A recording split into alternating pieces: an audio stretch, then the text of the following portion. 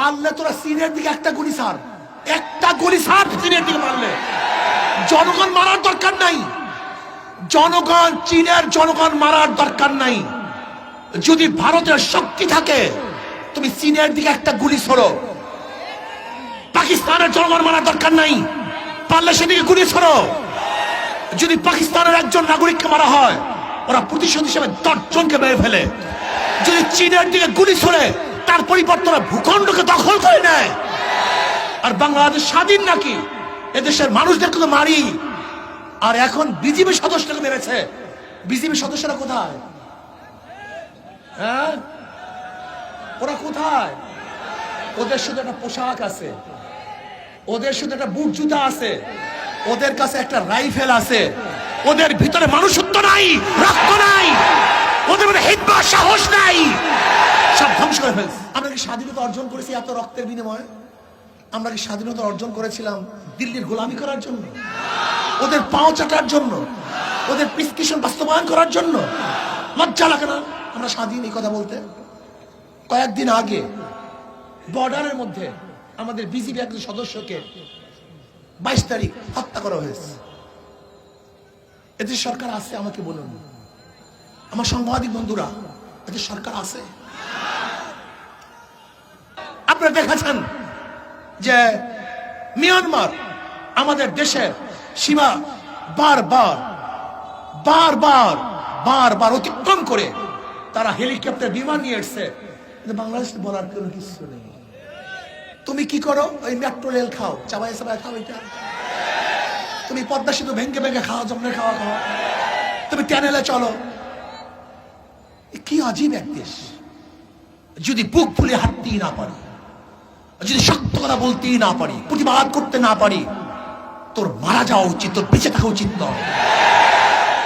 এর চেয়ে মৃত্যুবরণ করা উচিত। বেঁচে গিয়ে লাভ কি? মুদ্রার মতো যেরকম মৃত্যুদেহ, সে কথা বলতে পারে না, প্রতিবাদ করতে পারে না, তার উপরে যা ইচ্ছা তাই করা হয়। আজকে তুমি একটা মৃত্যুদেহের মতো, তোমাকে গুলি করবে, তোমাকে মারবে, আর তুমি কথা বলতে পারবে না। ফেলে দাও তোমার রাইফেল, রাইফেলের দরকার নাই।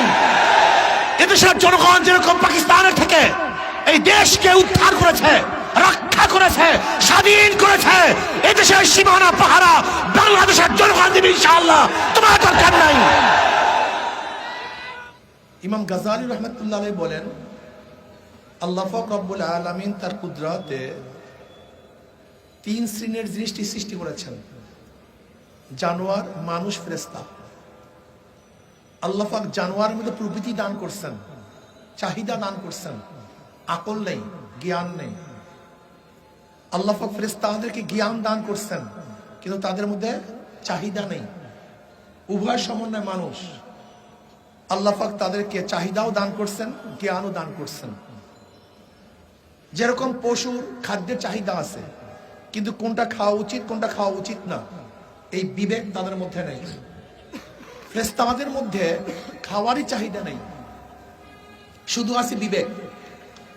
কিন্তু আল্লাহ পাক মানুষ সৃষ্টি করেছেন যাদের মধ্যে খাওয়ারও চাহিদা আছে, বিবেক বুদ্ধিও আছে, এটা খাওয়া উচিত কি উচিত না। যৌন চাহিদা আছে। জানোয়ারের বিবেক নেই। এই রাস্তার মধ্যে, ঘাটের মধ্যে, এই বাজারের মধ্যে কি আমার মা না খালা না ফুফি, এই পার্থক্য করার ক্ষমতা জানোয়ারের নেই, কিন্তু শুধু যৌন চাহিদা আছে। কিন্তু মানুষের মধ্যে আল্লাহ পাক যৌন চাহিদা দিচ্ছেন, আবার বিবেকও দিয়েছেন। রাস্তার মধ্যে, ট্রেনের মধ্যে, বাসের মধ্যে, বাজারের মধ্যে উলঙ্গ অবস্থায় এই কাজ করা কি যাবে না, কি যাবে না, এটা আমার মা না খালা না বউ নাকি আমার বোন, এই বিবেক আল্লাহ পাক মানুষের মধ্যে দিয়েছেন। কিন্তু জানোয়ারের মধ্যে বিবেক দেয় নাই, শুধু চাহিদা, বিবেক নেই। আর ফেরেশতাদের মধ্যে শুধু বিবেক, চাহিদা নেই, উভয় সমন্বয় মানুষ। এবার আসুন, যেই মানুষটা তার চাহিদাকে বিবেক দ্বারা কন্ট্রোল করতে পারবে, সেই মানুষটা ফেরেশতাদের চেয়ে দামি হয়ে যাবে। আর যেই মানুষটা তার চাহিদাকে, প্রবৃত্তিকে বিবেক দ্বারা, আকল দ্বারা, জ্ঞানের দ্বারা কন্ট্রোল করতে পারবে না, উলাইকা শাররুল বারিয়া, ওটা কুত্তা শিয়াল শুয়োরের চোখ খারাপ হয়ে যাবে। এর কোরআনের ভাষা, উলাইকা শাররুল বারিয়া। একদল মানুষ তো কুত্তা শিয়াল শুয়োরের চোখ খারাপ। হাদিসের মধ্যে আসছে যখন তোমার লজ্জা চলে যায়, এখন তোমার যা মনে চায় তাই তুমি করো। এর জন্য দেখবেন আমাদের ছোট বাচ্চাদেরকে সপ্তম অষ্টম শ্রেণীর বইয়ের কাভারের মধ্যে যেই মেয়েদের ছবিগুলো দেওয়া হয়, হাফ প্যান্ট পরা, আমাদের বাচ্চাদেরকে আজকে সহশিক্ষার মাধ্যমে, আজকে ব্যায়ামের মাধ্যমে, শরীরচর্চার মাধ্যমে, স্পোর্টসের মাধ্যমে প্রথমেই তাদের লজ্জা গুটিয়ে দেওয়ার ব্যবস্থা করা হয়েছে।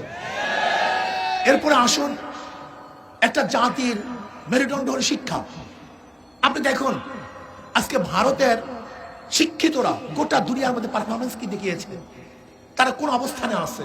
আপনি যান গোটা দুনিয়ার মধ্যে ঘুরুন, দেখবেন বড় বড় অফিসারগুলি কোথাও, বড় বড় কোম্পানির দায়িত্বে কে আছে, অমুক বিশাল এক কোম্পানি, বিশাল এক প্রতিষ্ঠান, তার দায়িত্বে কে আছে, দেখবেন সেই মাথায় বসে আছে ভারতের জনগণ।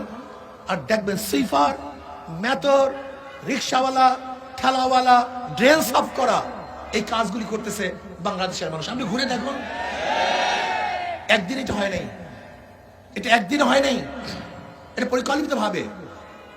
দেখেন এই মানুষের অবয়বের কোনো দাম নাই, ব্রেনের দাম, বুদ্ধির দাম, জ্ঞানের দাম।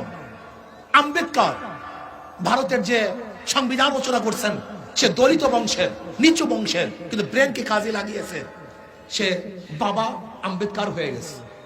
ডক্টর আব্দুল কালাম, আসলে আবুল কালাম যে ভারতের প্রেসিডেন্ট, সে কি ছিল, তার বাবা তো মাঝি ছিল, কিন্তু ব্রেন থাকার কারণে সে ভারতের প্রেসিডেন্ট ডক্টর হয়ে গেছে। তিনি আণবিক বোমার প্রবক্তা হয়ে গেছেন। আসলে ব্রেনের দাম।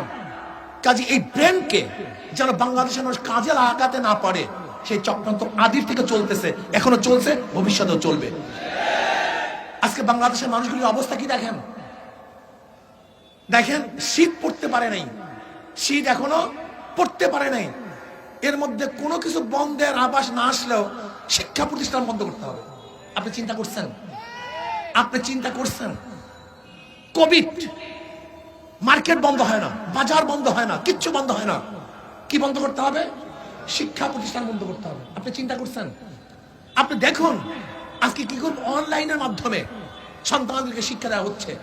দেখবেন কলেজের মধ্যে, স্কুলের মধ্যে যদি কোনো প্রশ্ন করা হয়, তাহলে তুমি অনলাইনে দেখে নিও, তুমি ইন্টারনেট দেখে নিও। আপনি চিন্তা করতে পারছেন আমার সামাজিক যে সমস্ত সামাজিক যারা কাজে ব্যস্ত, একটা বাচ্চাকে ইন্টারনেট, তাদেরকে অ্যান্ড্রয়েড সেট যদি হাতে তুলে দেওয়া হয়, আপনি বলুন ওকে জবে করার কোনো প্রয়োজন আছে? ওকে ধ্বংস করার জন্য অন্য কোনো যন্ত্রের প্রয়োজন আছে?